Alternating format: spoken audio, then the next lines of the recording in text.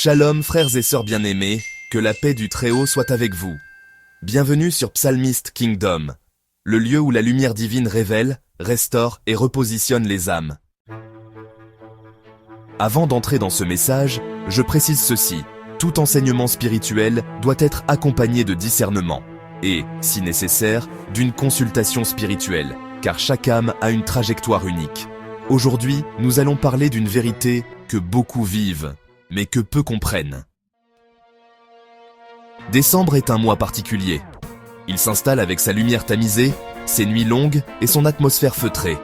C'est un moment où la nature ralentit, où la ville s'illumine pour masquer la grisaille, et où chacun cherche un peu de chaleur, à l'intérieur comme à l'extérieur. C'est un mois de couverture, pas de révélation. Les paysages se parent de blanc, les foyers se referment sur eux-mêmes, et tout semble vouloir se cacher sous une couche de douceur et de silence.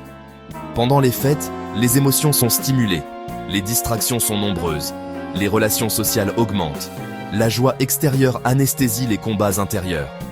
On se laisse porter par l'effervescence, les rires, les retrouvailles, et parfois, on oublie ce qui se passe en nous. Les lumières et les décorations créent une ambiance magique, mais elles peuvent aussi masquer nos véritables sentiments, nos doutes, nos peines. Spirituellement, Décembre agit comme un voile. Il enveloppe nos pensées, nos inquiétudes et même nos aspirations profondes sous une brume légère. Ce voile nous protège, mais il peut aussi nous empêcher de voir clairement où nous en sommes vraiment. Certains blocages ne disparaissent pas, ils sont simplement endormis. Comme la nature qui sommeille sous la neige, nos difficultés restent présentes, prêtes à ressurgir lorsque le calme apparent de décembre s'estompe. La Bible dit dans Ecclésiaste chapitre 3 verset 1 « Il y a un temps pour toute chose sous le ciel ». Ce temps de pause, de repli, fait partie du cycle de la vie.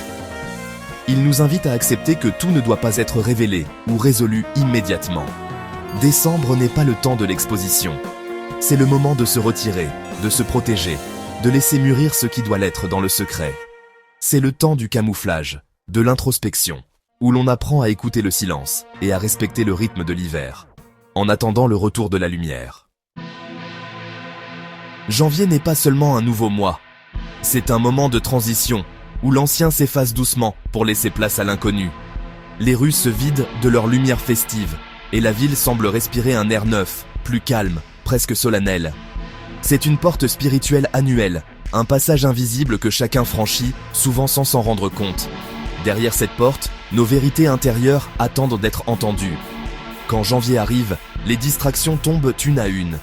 Les émotions, parfois exacerbées par la fête, redescendent.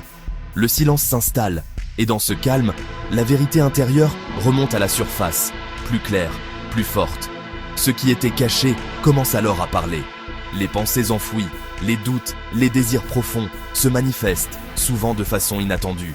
C'est pourquoi certains ressentent une lourdeur inexpliquée, comme si un poids invisible s'installait sur leurs épaules, rendant chaque geste plus difficile.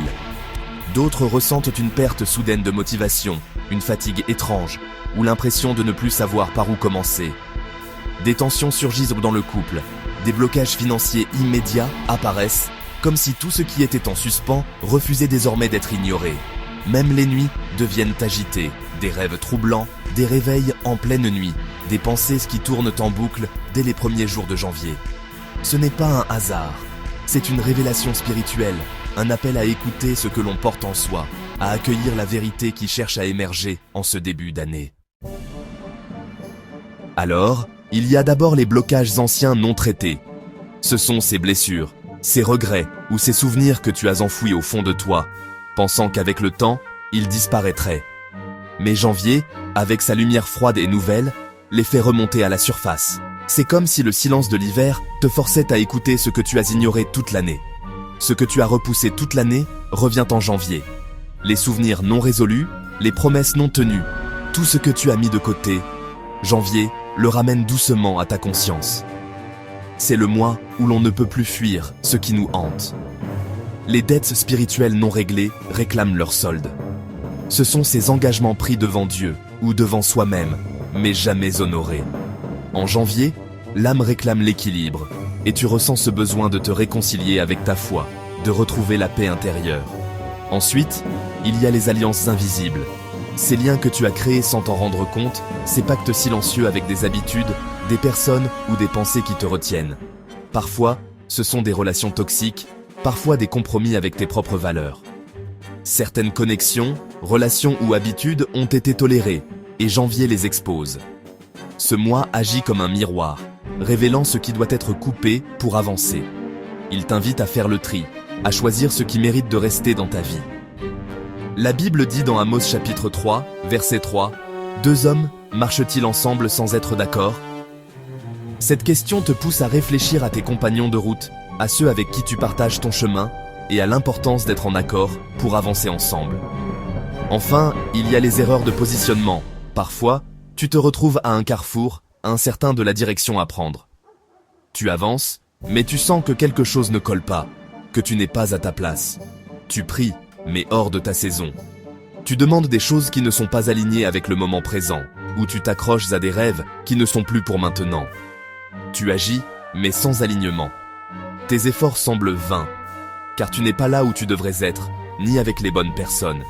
C'est le moment de réévaluer ta position, de chercher la clarté. Mais tu sais, janvier ne juge pas, janvier révèle. Il t'offre une chance de voir clairement, de comprendre ce qui t'entrave, et de choisir, enfin, de te libérer pour avancer vers une année nouvelle, plus alignée et plus sereine.